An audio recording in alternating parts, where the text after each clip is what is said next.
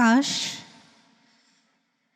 वो गुरु पूजा जल्दी आए जब ये माइक यहाँ नहीं, यहाँ महाराज जी के दिव्य आसन के पास लगे और महाराज जी की वो दिव्य वाणी बरस जाए जिसके लिए हम सब तरस गए हैं। और ये सृष्टि, ये धरती, ये आकाश एक ही जयघोष से गूंज उठे। युग दृष्टा, युग सृष्टा गुरुदेव श्री आशुतोष महाराज जी की जय। सद्गुरु भगवान की जय।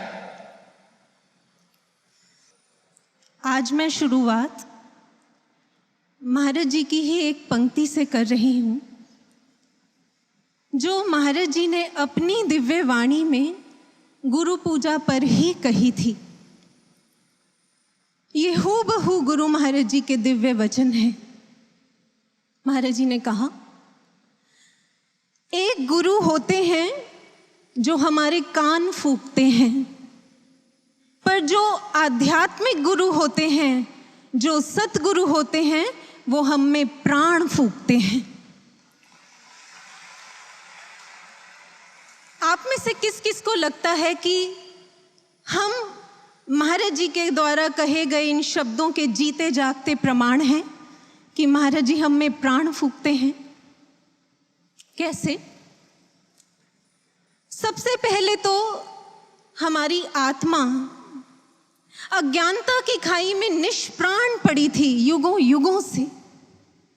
श्री गुरु महाराज जी ने ब्रह्म ज्ञान देकर हम में नव चेतना के प्राण फूके। उसके बाद इतना ही यहीं तक क्रम नहीं रुका। हम सब इस बात के भली भांति अच्छी तरह साक्षी हैं कि कैसे पग पग पर जब जब हम निरुत्साहित होते हैं, हौसले टूटने लगते हैं हमारे, तब तब महाराज जी अपने दिव्य वचनों से हमारे हौसलों में, हमारे आत्मविश्वास में, हमारे विवेक में प्राण फूंकते हैं। इस बात के लिए कुछ लिविंग टेस्टिमनीज की रेफरेंसेस देने से पहले आपके सामने जर्मनी में अभी हाल ही में हुई एक कमाल की रिसर्च है वो रखती हूँ। एक पद्मश्री हैं, फोक फिलैंथ्रोपिस्ट हैं, उन्होंने अपने वक्तव्य में इसको कोट किया था।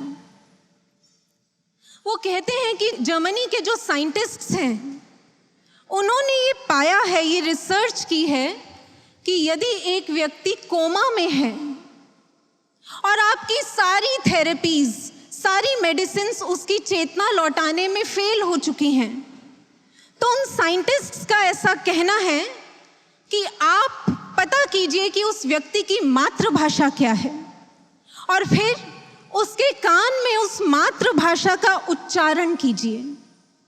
वो साइंटिस्ट कहते हैं कि उनके अनुसार मातृभाषा के अलावा कोई वाक ऐसा है ही नहीं जो हमारी चेतना में प्रवेश कर जाए।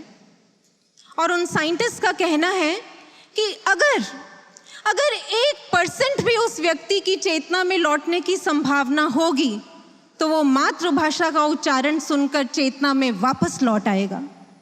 लेकिन अगर इससे भी नहीं आया तो वो दावे से कहते हैं कि इस सृष्टि की कोई औषधि, कोई तरीका उसको वापस चेतना में ला नहीं सकता।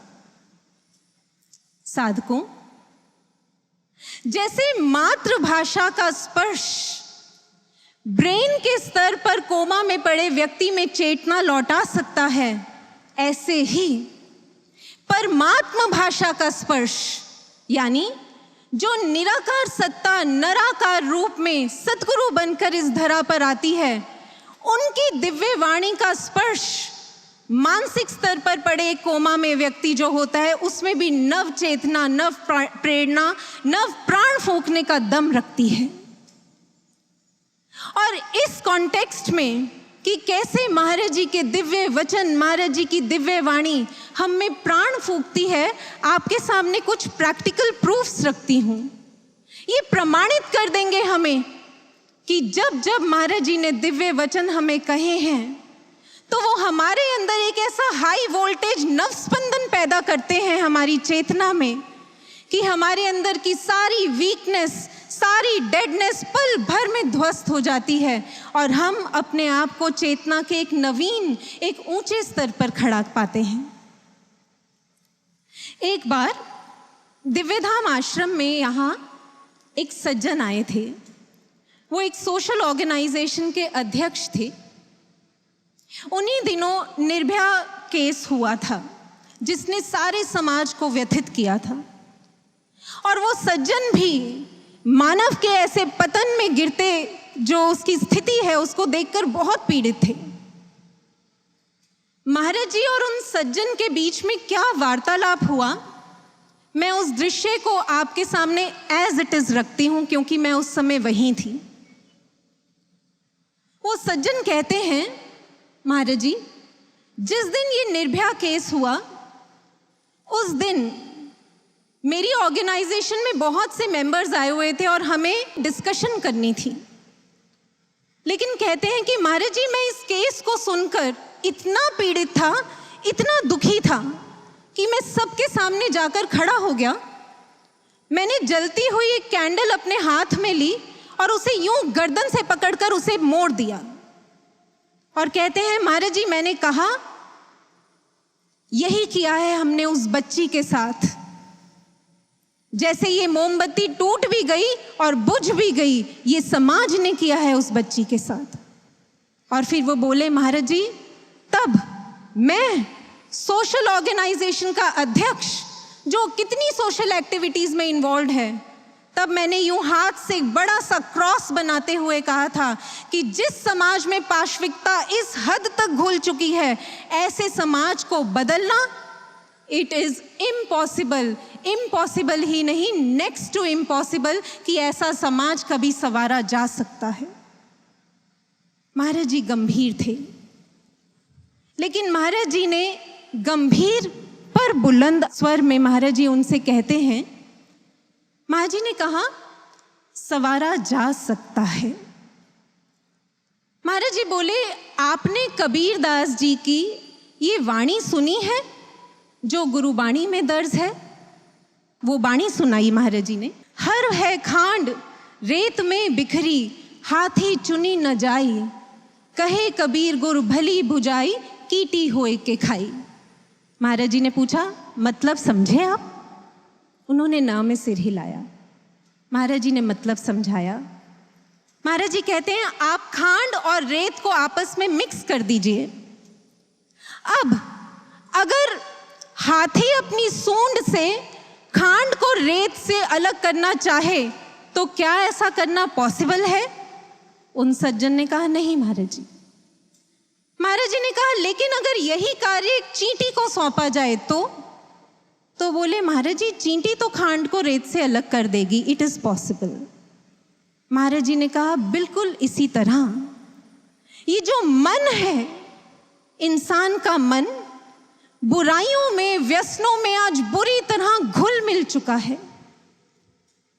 हाथी जो है वो स्थूल का प्रतीक है, यानी ऐसे मन को आप स्थूल तरीकों से, बुराइयों से अलग कर ही नहीं सकते। लेकिन जो चींटी है वो सूक्ष्म का प्रतीक है। सूक्ष्म यानी सटल। महाराज जी कहते हैं, आपको एक सटल टेक्निक चाहिए। जैसे चींटी खांड को रेत से अलग कर सकती है, इसी तरह एक सूक्ष्म तकनीक, ब्रह्म ज्ञान की वो सुप्रीम टेक्निक ही इस मन को पाशविकता से अलग कर सकती है। और आज दिव्य ज्योति जागृति संस्थान यही कार्य कर रहा है। महाराज जी ने इतनी सटीक एनालॉजी उन सज्जन को दी थी कि उनके मुंह से बरबस निकल गया। महाराज जी, कितनी लॉजिकल बात है। Now it seems it is possible. महाराज जी हल्का सा मुस्कुराए और फिर महाराज जी ने उन्हीं की तरह यूं हाथ से क्रॉस बनाते हुए कहा, इसलिए इस क्रॉस को लगाने के नहीं, हटाने की जरूरत है। कहां से? महाराज जी बोले, एक्सटर्नल शब्द में से यदि क्रॉस को यानी एक्स को हटा दें तो क्या बनता है? वो सज्जन थोड़ा सोचते हुए बोले, महाराज जी, अगर एक्सटर्नल में से एक्स को हटा लगा दें तो इटर्नल बनता है। महाराज जी कहते हैं मतलब एक्सटर्नल तरीकों से आप इस समाज को नहीं सुधार सकते, इसके लिए तो केवल इटर्नल टेक्निक, ब्रह्म ज्ञान की सुप्रीम टेक्निक ही कारगर है। उसके बाद जानते हैं क्या हुआ? मैं एक भी चीज अपनी तरफ से ऐड नहीं कर रही।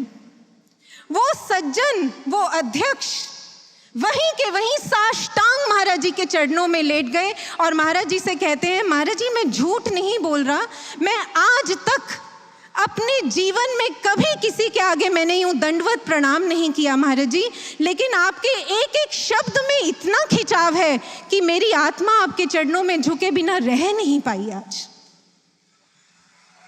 और वो दोनों हाथ जोड़कर बोलते हैं, महाराज जी अगर आपके इस मिशन में मैं किसी भी तरह काम आ सकूं तो मुझे जरूर याद कीजिएगा महाराज जी, मैं इसे अपने जीवन का परम सौभाग्य समझूंगा। तब महाराज जी ने उनकी प्रसन्नता से पीठ थपथपाई थी और महाराज जी ने हाँ में सर हिलाते हुए स्वीकृति देते हुए उन्हें आशीर्वाद दिया था। देखा आपने, इस तरह जो व्यक्ति दिशा नहीं पा पाते, समाज के लिए कुछ करना चाहते हैं पर समझ नहीं आता उन्हें कैसे करें, उनमें विवेक की जागृति के प्राण फूंकते हैं महाराज जी के दिव्य वचन। इसी तरह जो जटिल बुद्धियां हैं ना, उनमें भी नव चेतना की संजीवनी के काम करते हैं महाराज जी के ओजस्वी वचन। इस कॉन्टेक्स्ट में भी एक घटना शेयर करती हूं आपके साथ। हमारी यूनिवर्सिटी में एक बार FDP फैकल्टी डेवलपमेंट प्रोग्राम हुआ था, जिसमें स्पीकर्स के तौर पर DJJS के रिप्रेजेंटेटिव्स को इनवाइट किया गया था।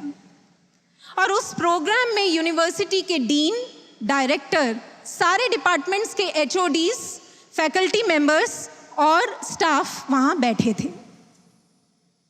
जो स्पीकर थी महाराज जी की शिष्या, उन्होंने कंक्लूडिंग नोट में अपनी टॉक के कुछ रेफरेंसेस देने शुरू किए कि कैसे महाराज जी कहते हैं कि जो अध्यात्म है, अध्यात्म का विज्ञान है, वो आपको एक ऊंचे पेडेस्टल पर लाकर खड़ा कर देता है।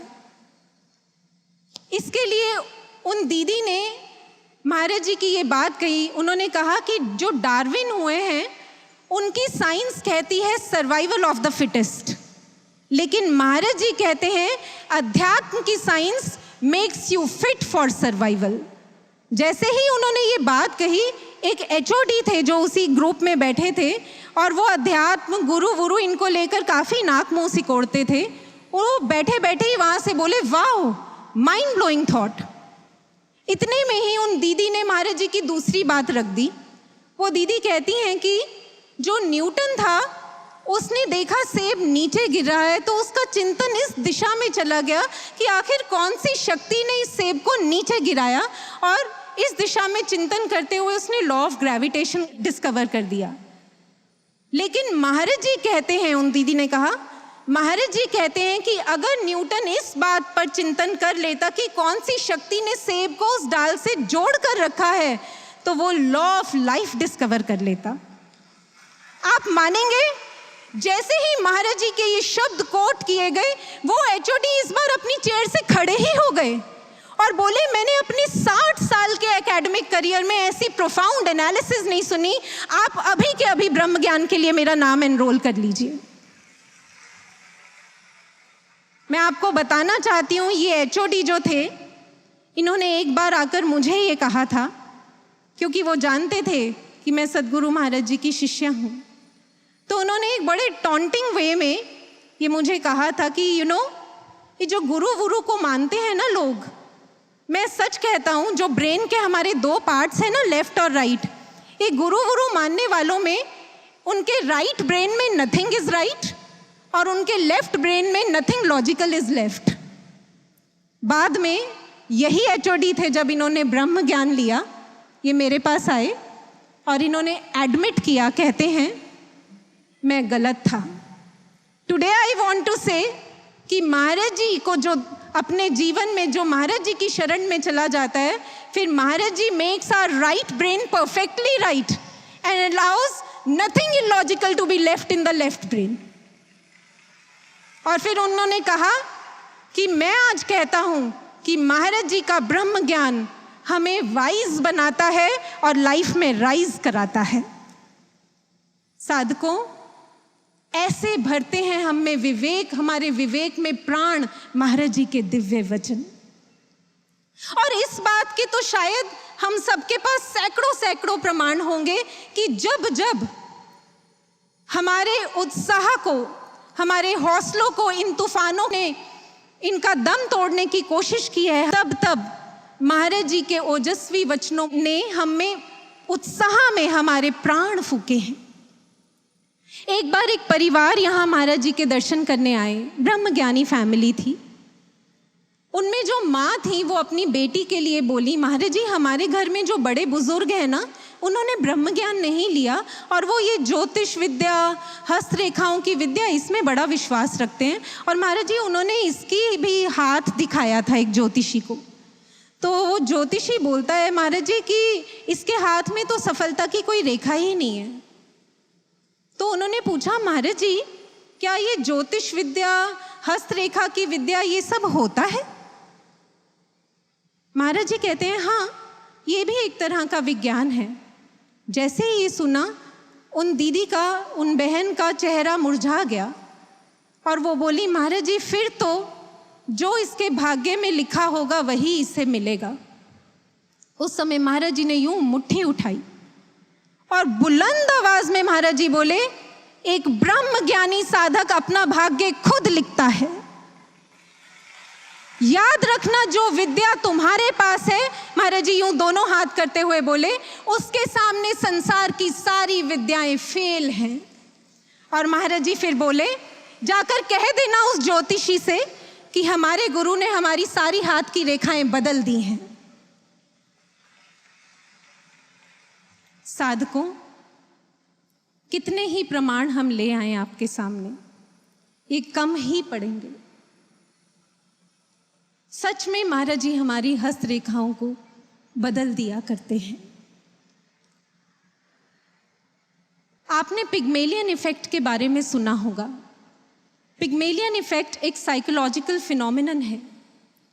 ये कहता है, your high expectations from someone can help him improve his performance. यानी अगर आप किसी से ऊंची आशाएं रखते हैं तो आपकी उस व्यक्ति के प्रति जो ऊंची आशाएं हैं वो उसमें मोटिवेशन तो भर सकती है, लेकिन आप उन आशाओं को पूरा करने का सामर्थ्य उस व्यक्ति में नहीं भर सकते।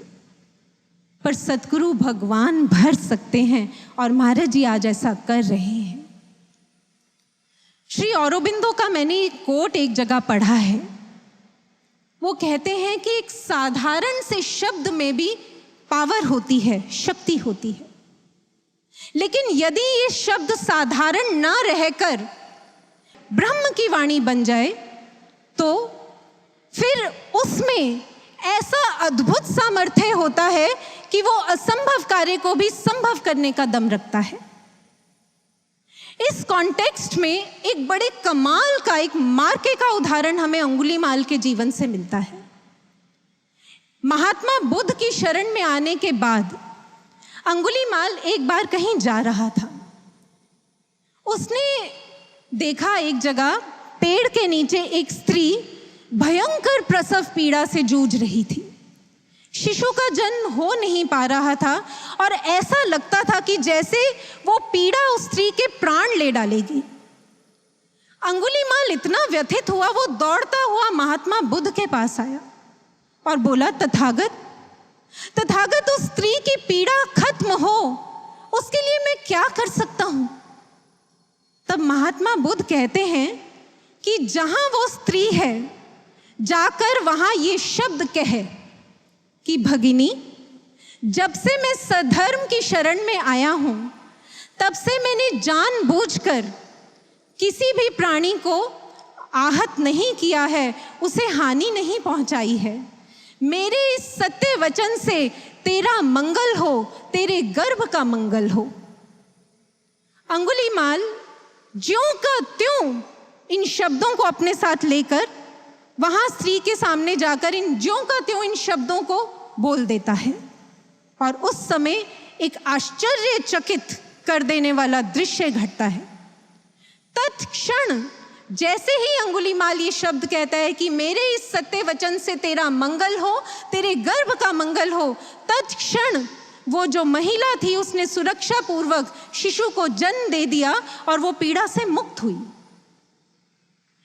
इस दृष्टांत में जो एक बहुत गहरी और महत्वपूर्ण प्रेरणा है, क्या आप पकड़ पाए उसे?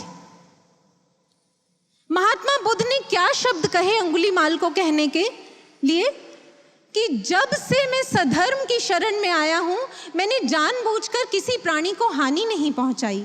यानी जब से मैं ब्रह्म ज्ञान मैंने पाया है, जब से मैं महाबुद्ध की शरण में आया हूं, तब से मैंने जानबूझकर ना मन से, ना वचन से, ना अपने व्यवहार से किसी भी प्राणी को हानि पहुंचाई है। और मेरे इस सत्य वचन से, सोचिए, वो अंगुलीमाल, खूंखार अंगुलीमाल, जिसकी सोच में, कर्म में हिंसा बैठ चुकी थी, वो कहता है कि मेरे इस सत्य वचन से तेरा मंगल हो। और जैसे ही उसने ये शब्द कहे, उन शब्दों में सत्यता की इतनी शक्ति थी कि सृष्टि को वो करना पड़ा जो कहा गया। कहते हैं कि जब अंगुलीमाल महाबुद्ध की शरण में आया था, उस दिन से उसने अपने ऊपर इतना कड़ा श्रम किया था, ऐसी सच्ची साधना करके उसने अपने आप को गहरा साधा था। उसने श्वास श्वास में गुरु के लिए तप किया था। महात्मा बुद्ध ने जो निर्धारित किया था अनुशासन, उसमें अपने आप को पूरी तरह बिना कोई ढील देते हुए अपने आप को उस अनुशासन में ढाल दिया था। तभी महात्मा बुद्ध ने जो उसके लिए ये वचन कहे थे, उस पर वो खरा उतरा था। अब जरा इस बात के पैरेलल हम अपनी बात करते हैं। याद कीजिए महाराज जी ने हमारे लिए क्या शब्द कहे हैं।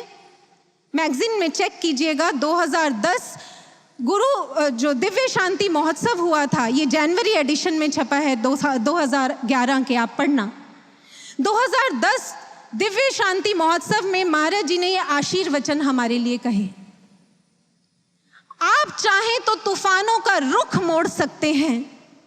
इस युग को बदलना, कलयुग को सतयुग में परिणत करना आपके हाथ में है। साधकों, ये सद्गुरु भगवान के वचन हैं।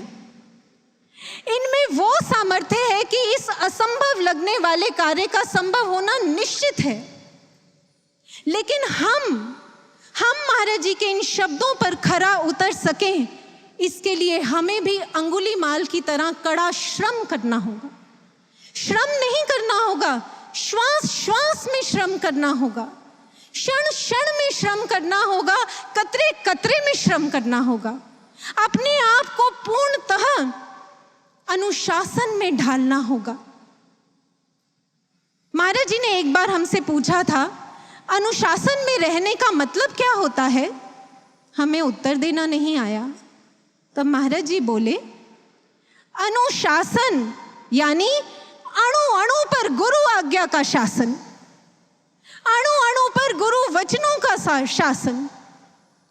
साधकों, शर्त लगा लीजिए, अगर हमारे अणु अणु पर गुरु वचनों का शासन हो जाए तो फिर हम ऐसा श्रम कर जाएंगे कि हमारा कतरा कतरा हमारे महाराज जी के लिए, उनके मिशन के लिए शिद्दत से जी कर जाएगा। और हम श्वास श्वास से सच्चा पूजन अर्पित कर पाएंगे। यही जीवन महाराज जी के चरणों में सच्ची पूजा बनकर अर्पित होगा। लेकिन क्योंकि परीक्षा काल है, इसलिए दुखों के, परेशानियों के, परीक्षाओं के जो तूफान हैं, वो हमारे इस श्रम को कम करने में, मध्यम करने में, इसका दम तोड़ने में पूरी तरह कटिबद्ध हैं। लेकिन इन तूफानों के बावजूद हमारे श्रम का क्रम ना टूटे, इसके लिए महाराज जी के ये वचन अणु अणु में स्मरण करते रहना। कौन से? ये वचन महाराज जी ने अभी हाल ही में गुरु बहन के अनुभव में 2 बार उसके अनुभव में आकर कहे हैं। महाराज जी ने कहा, मानव जीवन की सबसे बड़ी हानि ना तो धन की हानि है, ना सांसारिक उपलब्धियों की हानि है। महाराज जी गंभीर स्वर में बोलते हैं कि मानव जीवन की सबसे बड़ी हानि है समय की हानि।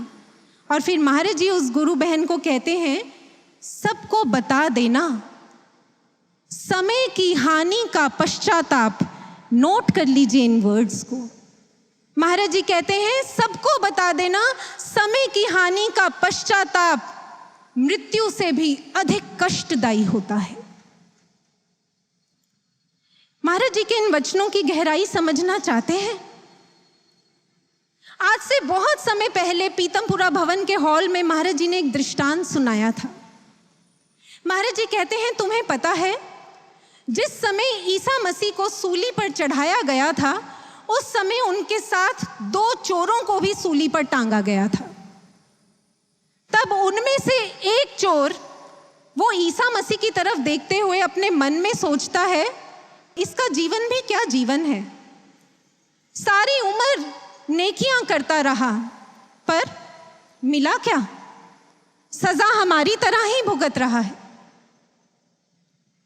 इससे तो हमें देखो, हमने इस दुनिया के सारे ऐशो आराम भोगे हैं, हम तो बड़े मजे में रहे, हम तो बहुत फायदे में रहे। और ये सोचकर वो जोर से एक अट्टहास करता है। वहीं जो दूसरा चोर था, उसके मन में क्या चल रहा होता है? वो जब जीसस को, ईसा मसीह को देखता है तो उसके मन में आता है उन विभूति के लिए, कहता है, आज पीड़ा और कष्ट तो हमें भी इसके जैसा मिल रहा है, लेकिन काश हमारा नाम भी इसके बंदों में शामिल होता, क्योंकि आज ये मरकर भी नहीं मरेगा और हमें 7वें नरक में भी स्थान नहीं मिलेगा। और जैसे ही उसके अंदर ये विचार उस महान विभूति के लिए आया, महाराज जी ने कहा, उसको वो फल प्राप्त हुआ जो ऋषियों, मुनियों, तपस्वियों को हजारों हजारों साल की तपस्या के बाद भी नहीं मिलता।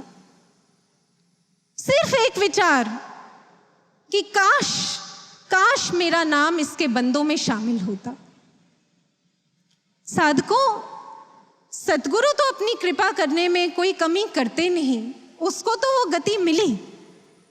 लेकिन जरा उस चोर की उस समय, जिस समय उसके प्राण जाने वाले थे, उस समय जरा उसके अंदर की स्थिति को अगर हम सोच कर देखें, मृत्यु के कष्ट से अधिक उसको ये अफसोस सालता रहा कि मैं इसके बंदों में शामिल नहीं हो सका, और वो इस अफसोस को लेकर तड़प तड़प के मर गया। लेकिन वो कुछ कर नहीं सकता था, क्योंकि समय उसके हाथ से निकल गया था। इसलिए महाराज जी ने कहा कि समय की हानि का जो कष्ट होता है, जो पश्चाताप का कष्ट होता है, वो मृत्यु से भी अधिक पीड़ादायी होता है। क्यों पीड़ादायी होता है? क्योंकि ये जो समय की हानि है, अगर हमारे हाथ से ये समय चला गया तो साधकों, सिर्फ समय नहीं जाएगा, समय के साथ साथ हमारा बहुत कुछ चला जाएगा।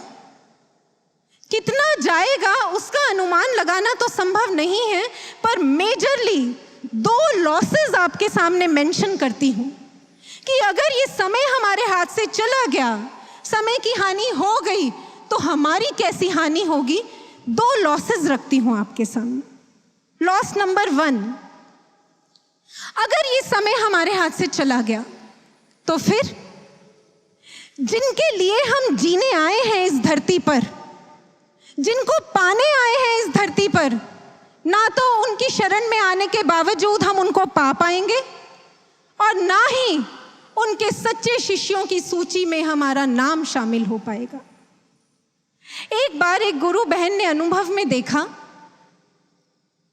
कि महाराज जी एक बड़े से हॉल में खड़े हैं, उनके सामने साधक शिष्य बैठे हैं।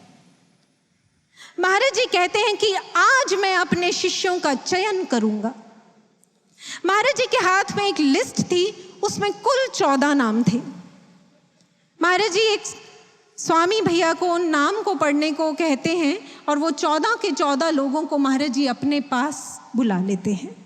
लिस्ट खत्म हो जाती है। अनुभव में ही वो देखती हैं कि एक बहन ये सोचती है कि मुझे तो महाराज जी से जुड़े हुए 20 साल हो गए हैं, लेकिन महाराज जी ने मेरा चयन नहीं किया। मेरे बाद कितनी बाद जो लोग आए उनका महाराज जी ने चयन कर लिया। और वो यही बात अनुभव में महाराज जी से पूछती हैं कि महाराज जी, मैं तो 20 साल से आपसे जुड़ी हूं, आपने मेरा चयन क्यों नहीं किया? महाराज जी कहते हैं, तुम 20 साल की बात करती हो, 20 दिन का भी समर्पण नहीं है तुम्हारा।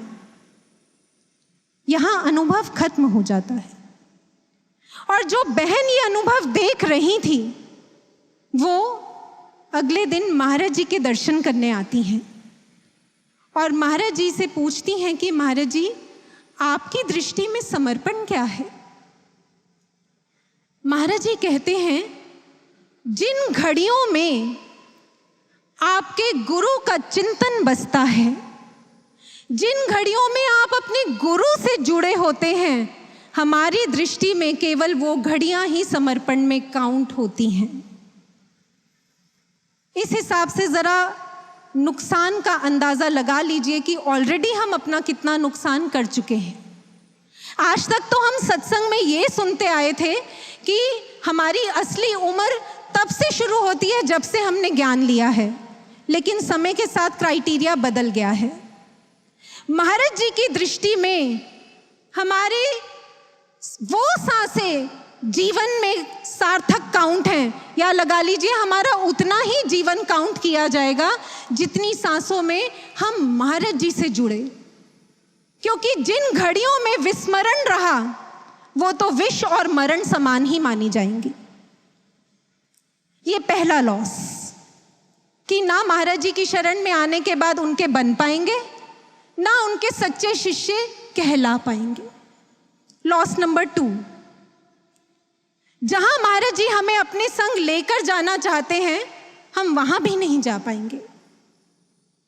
एक बार रामानुजाचार्य अपने शिष्यों के साथ एक यात्रा पर निकले।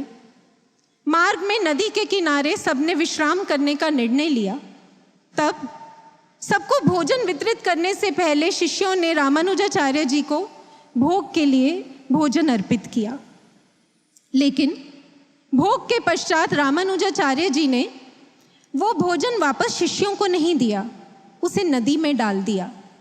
उसी समय एक मछली आई, उसने उस भोजन को ग्रहण कर लिया और जैसे ही उस भोजन को खाया, एक बहुत अचंभित कर देने वाला दृश्य सामने दिखा। उन सब शिष्यों की आंखों के सामने घटा। वो मछली जैसे ही उसके मुख में वो प्रसाद, महाप्रसाद गया, वो एक देव के रूप में परिवर्तित हो गई और बैकुंठ की तरफ उसका प्रस्थान हो गया। वो शिष्य अवाक खड़े रह गए। उन्होंने रामानुजाचार्य जी की ओर देखा और कहा, आचार्य, वो मछली कहाँ गई? आचार्य कहते हैं, वो बैकुंठ में चली गई। तो उन्होंने कहा, रामानुजाचार्य जी से कहा, आचार्य पर ऐसा कैसे हो गया? रामानुजाचार्य जी कहते हैं, क्योंकि उसने हमारे दिए हुए प्रसाद को ग्रहण किया था।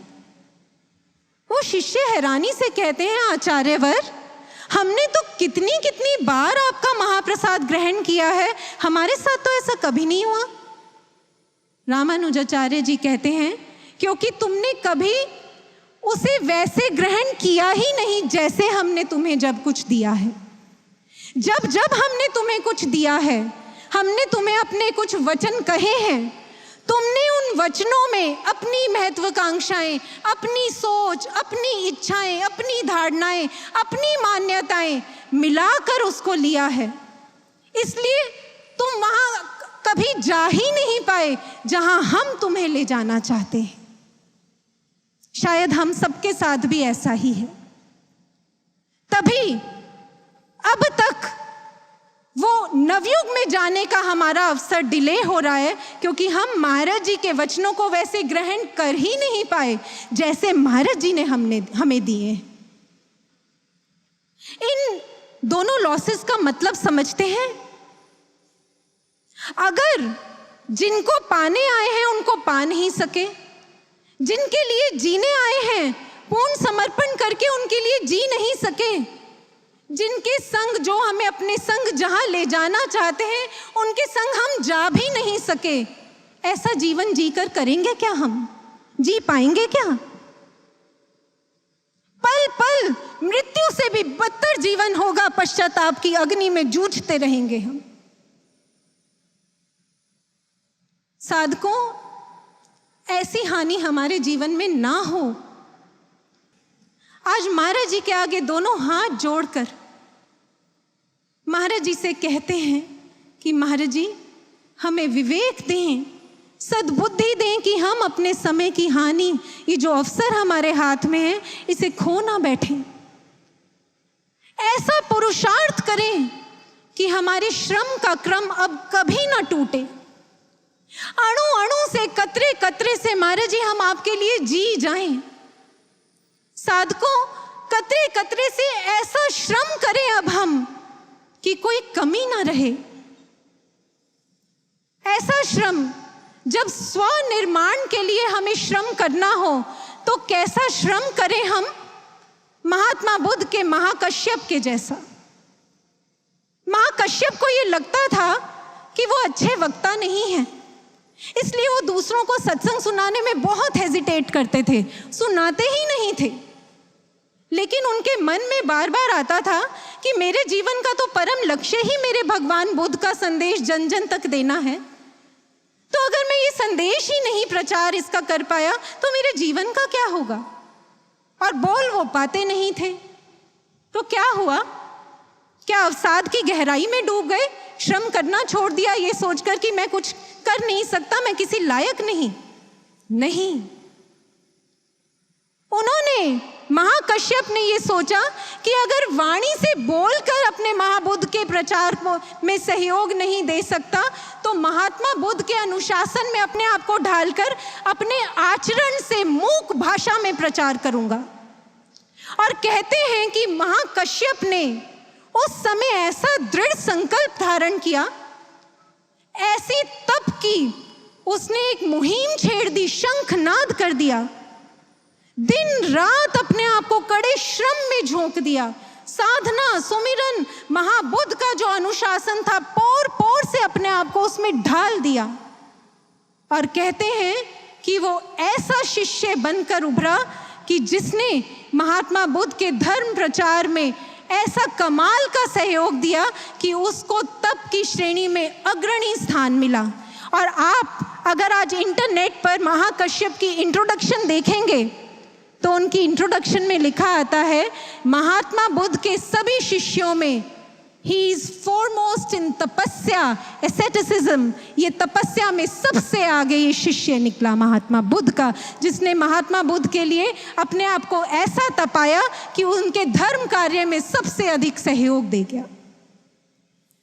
ये तो हुआ स्वनिर्माण के लिए हमें कैसा श्रम करना चाहिए। और अगर विश्व कल्याण के लिए श्रम की बात करें तो फिर कतरे कतरे से हम महाराज जी के मिशन के लिए ऐसे जी जाएं कि फिर हम महाराज जी की दिव्य लीलाओं के क्या बन जाएं? क्या बन जाएं?